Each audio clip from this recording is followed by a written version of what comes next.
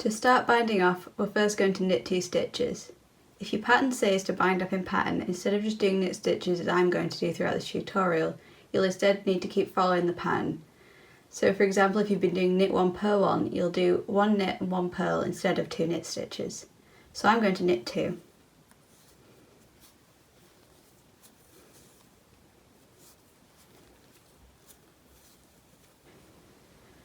Now take the left needle and insert it into the furthest stitch on the right needle.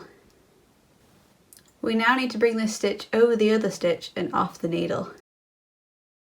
This can be a bit fiddly, so don't rush and make sure you don't accidentally shift this stitch off the end of the needle. I'm going to hold on to my working yarn because I find tightening it makes it easier to keep this stitch on the needle. And so then if I pull this upwards and take it off the end over the other stitch.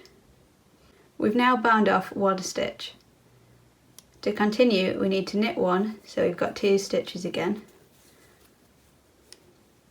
And then repeat the same action again.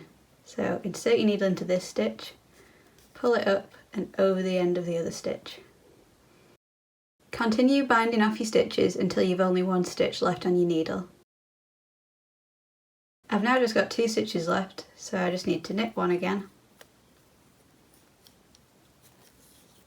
So I've got my 2 stitches, bring that one over, and I've got 1 loop left.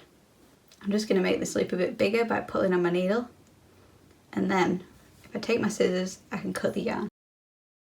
I'm going to leave myself enough yarn to weave in my ends, and then I'm just going to snip it.